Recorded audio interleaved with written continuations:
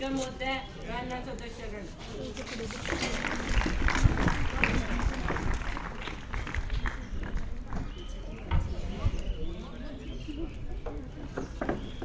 ये बच्चे आवाज करोगे तो समझ नहीं आएगा।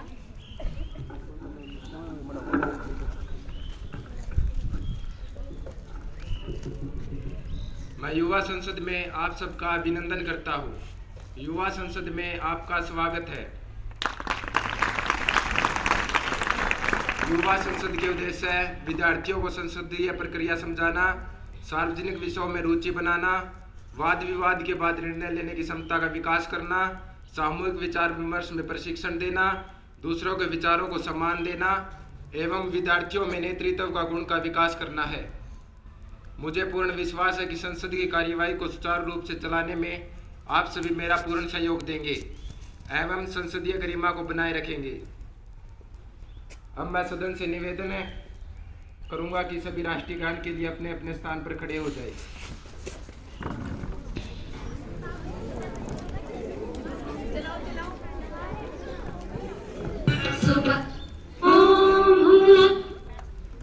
जन गण मन अधिनायक जय हे भारत भाग्य विधाता। पंजाब सिंध गुजरात मराठा द्राविड़ उत्कल बंगा, विंध्य हिमाचल यमुना गंगा उच्चल जलधि तरंगा। तब शुभ नामे जागे, तब शुभ आशीष मांगे, गाहे तब जय गाथा। जन गण मंगल दायक जय हे भारत भाग्य विधाता। जय हे जय हे जय हे जय जय जय जय हे।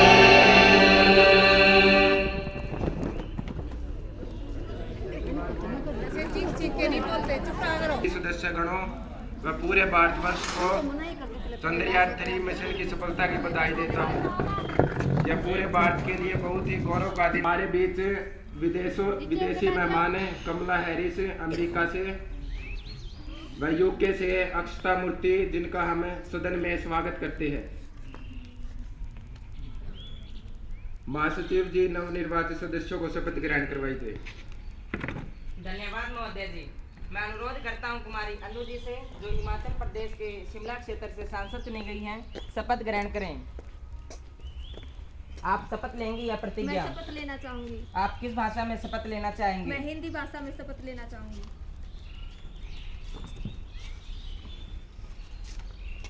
मैं ईश्वर की शपथ लेती हूँ, सत्यनिष्ठा से प्रतिज्ञान करती हूँ कि मैं विधि द्वारा स्थापित भारत के संविधान के प्रति सच्ची श्रद्धा और निष्ठा रखूंगी।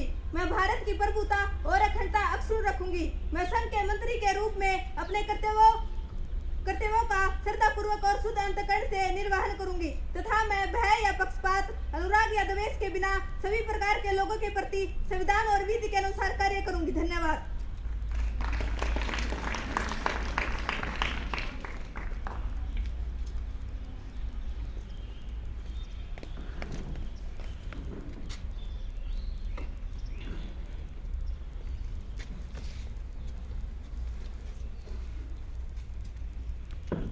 धन्यवाद कुमारी अनु जी। मैं अनुरोध करता हूं कुमारी सागरिका जी से, जो पंजाब के गुरदासपुर क्षेत्र से सांसद चुनी गई हैं, शपथ ग्रहण करें। आप शपथ लेना चाहेंगी या प्रतिज्ञा? मैं शपथ लेना चाहूंगी। आप किस भाषा में शपथ लेना चाहेंगी? मैं हिंदी भाषा में शपथ लेना चाहूंगी। मैं ईश्वर की शपथ लेती हूँ, सत्यनिष्ठा से प्रतिज्ञान करती हूँ कि मैं विधि द्वारा स्थापित भारत के संविधान के प्रति सच्ची श्रद्धा और निष्ठा रखूंगी। मैं भारत की प्रभुता और अखंडता अक्षुण्ण रखूंगी। मैं संघ के मंत्री के रूप में अपने कर्तव्यों का श्रद्धापूर्वक और शुद्ध अंतःकरण से निर्वहन करूंगी तथा मैं भय या पक्षपात, अनुराग या द्वेष के बिना सभी प्रकार के लोगों के प्रति संविधान और विधि के अनुसार कार्य करूंगी। धन्यवाद।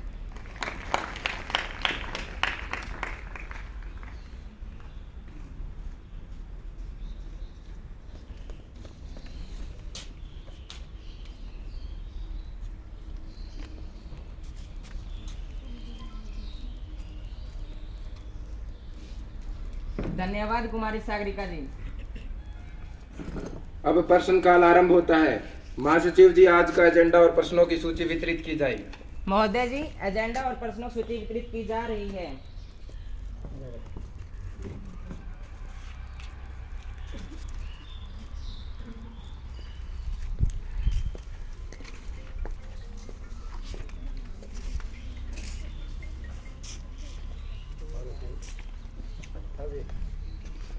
प्रश्न संख्या 106, विपक्ष नेता कुमारी संगीता जी।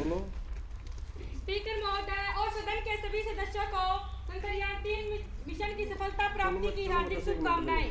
स्पीकर जी, मैं आपके माध्यम से कृषि मंत्री जी से यह पूछना चाहूंगी कि आज देश में किसानों की आत्महत्या के मामले बढ़ते जा रहे हैं। इस पर सरकार क्या कदम उठा रही है, जबकि सारा देश अन्न के लिए किसानों पर निर्भर है और वही किसान आज आत्महत्या कर रहे हैं। इस पर सरकार क्या कर रही है? धन्यवाद महोदय जी। कृषि मंत्री श्रीमान आशीष जी। स्पीकर महोदय, मैं आपके माध्यम से विपक्ष को यह बताना चाहता हूं कि जो अब की बार सूखा पड़ने की वजह से किसानों की जो बुरी दशा हुई है, उसको मद्देनजर रखते हुए सरकार ने किसानों के लिए अनेक महत्वपूर्ण सुधार किए हैं।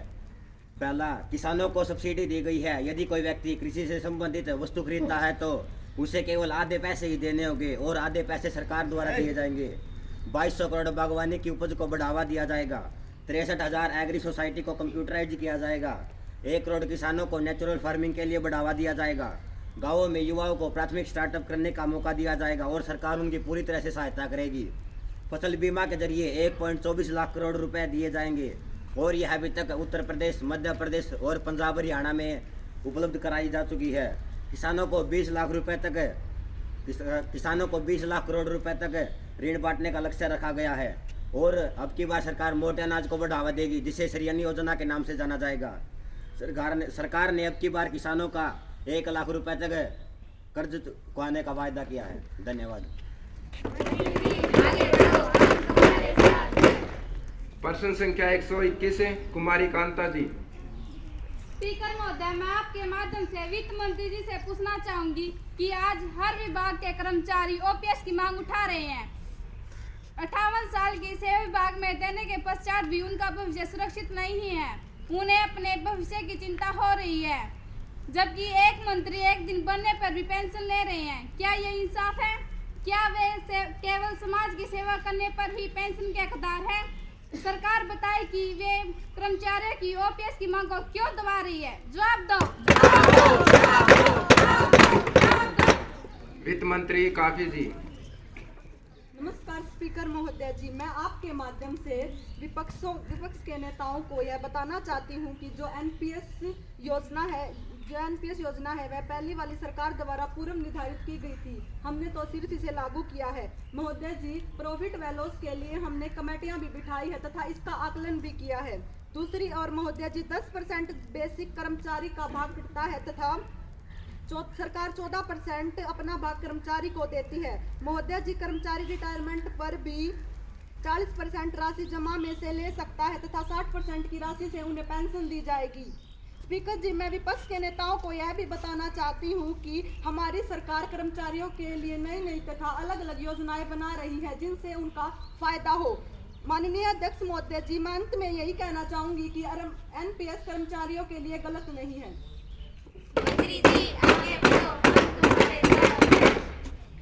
प्रश्न संख्या 123, श्रीमान अंकुश जी।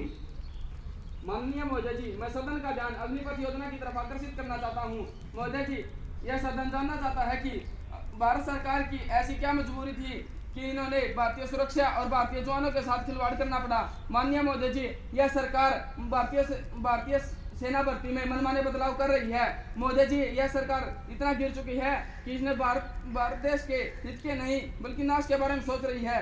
महोदय जी, यह भारत की कीमत के नाम पर यह पैसा बचाने के लिए सोच रही है। महोदय जी, यह सदन जानना चाहता है कि ऐसी सरकार की क्या मजबूरी थी कि इन्होंने अग्निपथ योजना लागू करनी पड़ी। रक्षा मंत्री कार्तिक जी। आदरणीय स्पीकर महोदय, मैं आपके माध्यम से विपक्ष को इस बात से अवगत कराना चाहूंगा कि जिस अग्निवीर योजना के बारे में विपक्ष के नेता बात कर रहे हैं, हमारी सरकार उस योजना के बारे में पिछले 2 या 3 वर्षों से विचार विमर्श कर रही थी।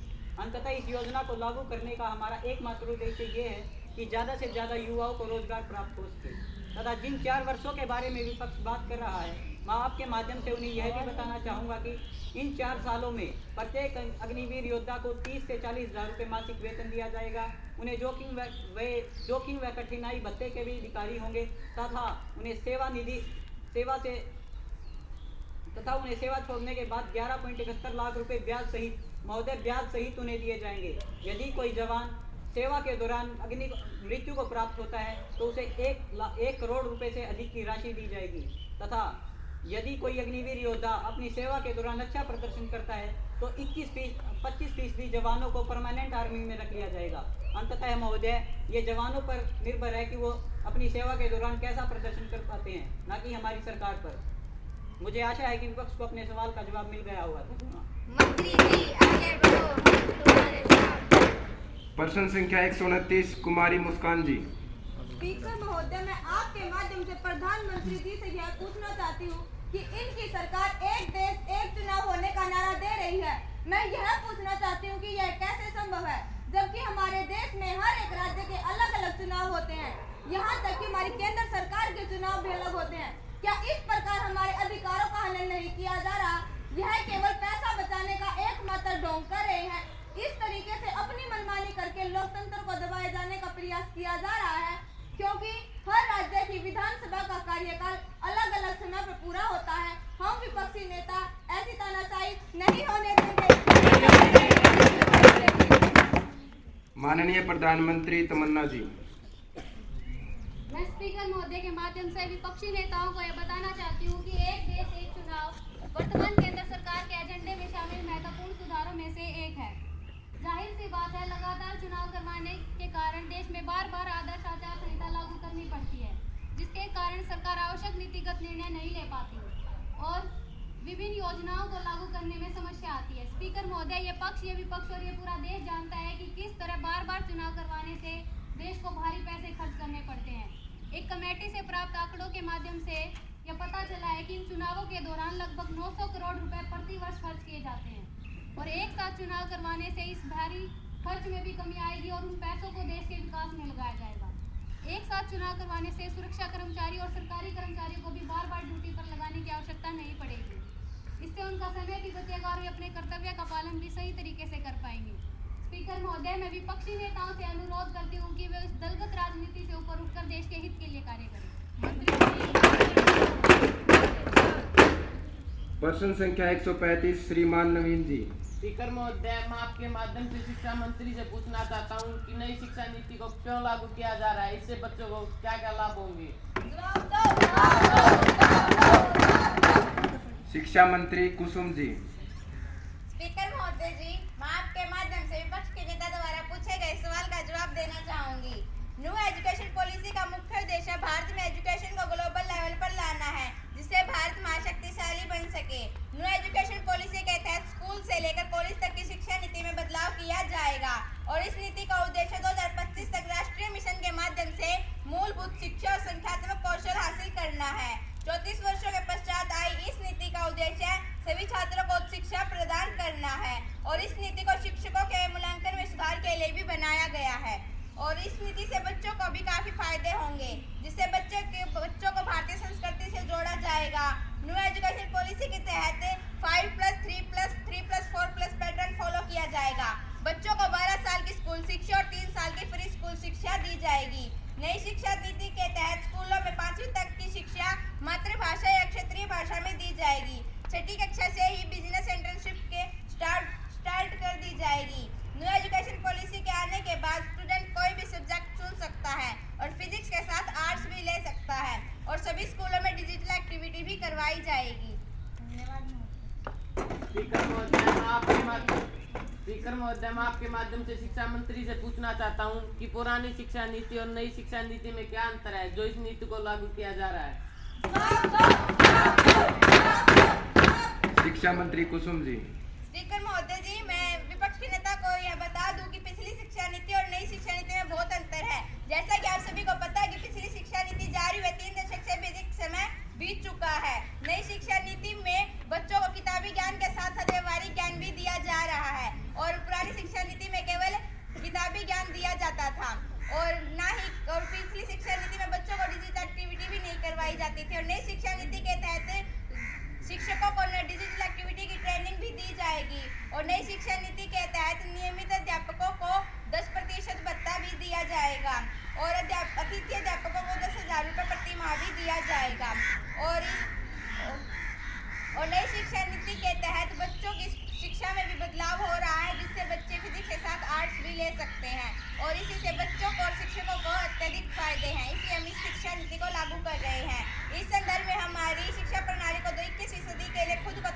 करने की जरूरत है ताकि और देशों की तरह भारत भी महाशक्तिशाली देशों की श्रेणी में आ सके। धन्यवाद महोदय।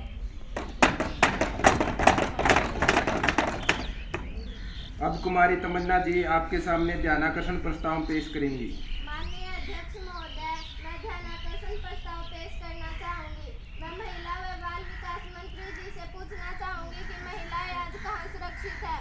महिलाओं के साथ घरेलू हिंसा घटनाएं व यौन शोषण की घटनाएं लगातार बढ़ती जा रही है, जबकि महिलाएं आज न घरों में सुरक्षित है और न ही बाहर सुरक्षित है।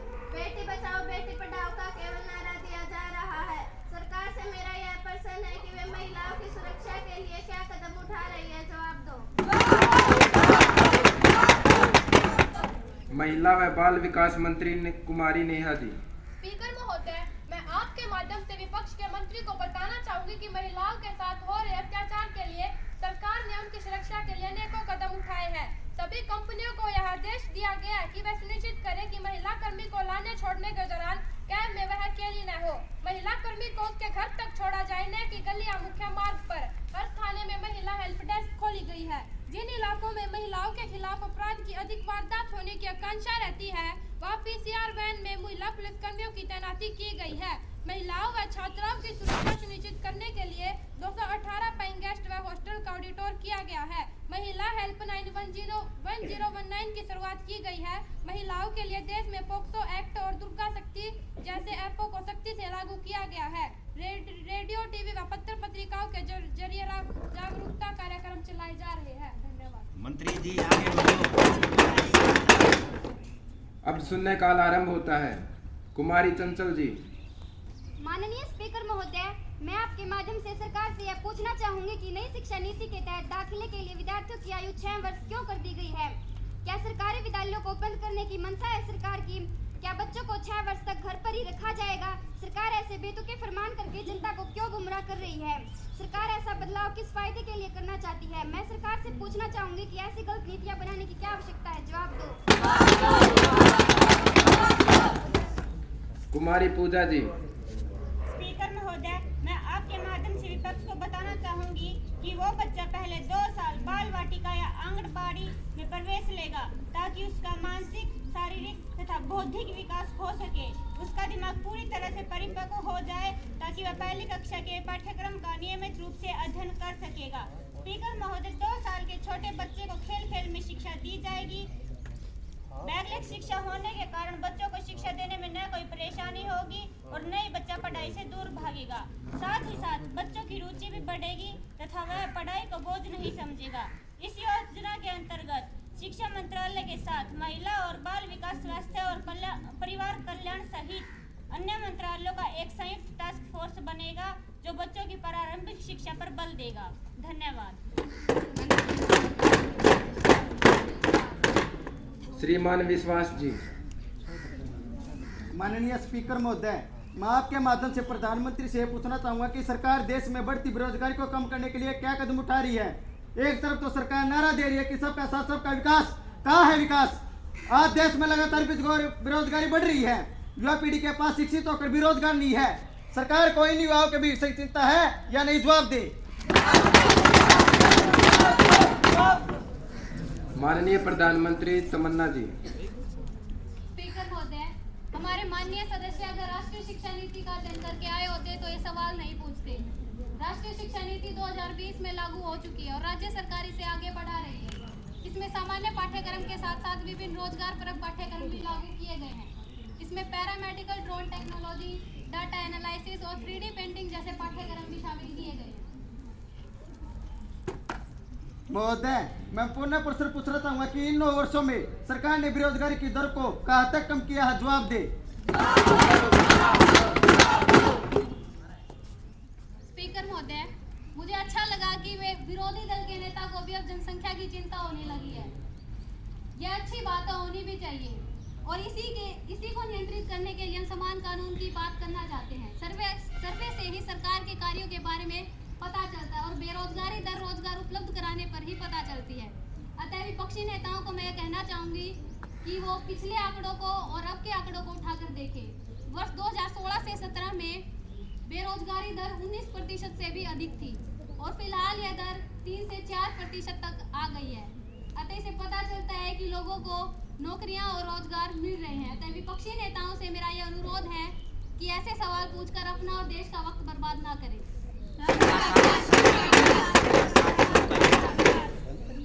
अब माननीय प्रधानमंत्री जी बिल संख्या नंबर 662 के तहत महिला आरक्षण बिल को पेश करने जा रही है।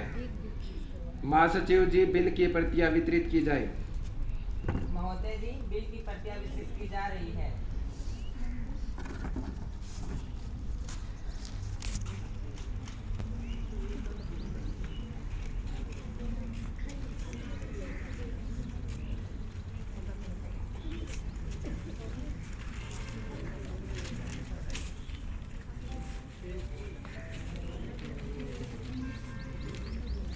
महासचिव जी बिल पर मतदान करवाई। महोदय जी, बिल पर मतदान करवाया जा रहा है। जो प्रस्ताव के पक्ष में है वो यस लिखे और जो प्रस्ताव के पक्ष में नहीं है वो नो लिखे।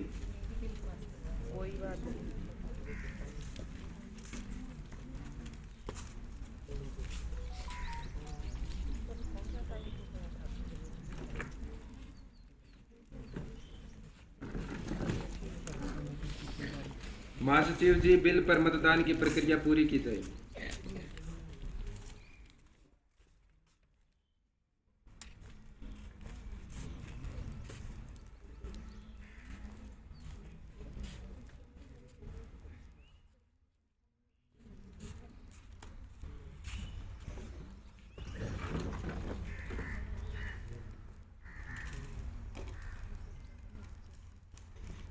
प्रस्ताव के पक्ष में यस वालों की संख्या अधिक है। प्रस्ताव के पक्ष में यस वालों की संख्या अधिक है। प्रस्ताव के पक्ष में यस वालों की संख्या अधिक है। प्रस्ताव के पक्ष में 72% मतदान है और प्रस्ताव के विरोध में 28% मतदान है। अतः विधेयक को सर्वसम्मति से पारित किया जाता है। अतः विधेयक को सर्वसम्मति से पारित किया जाता है।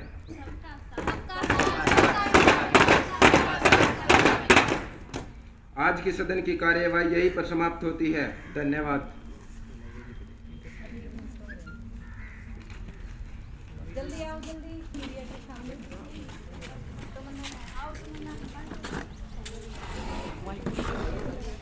मंत्री जी, बिल के बारे में आपका क्या कहना है? हमें बेहद खुशी है कि आज महिला आरक्षण बिल को सदन में पास किया गया। इससे आगे चलकर महिलाएं भी राजनीति में बढ़ चढ़कर भाग ले सकेंगी और वो भी पुरुषों के साथ बैठकर देश के लिए कानून बनाएंगे। धन्यवाद।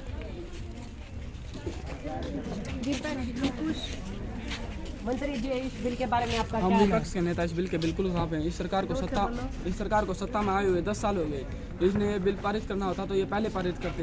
इन्होंने 2024 में भी ये बिल पारित नहीं किया। इन्हें ये बिल 2019 में लागू करने के लिए कहा है। ये कुछ नहीं, ये सिर्फ जनता को गुमराह करने का एक ढोंगा और कुछ नहीं करना चाहते।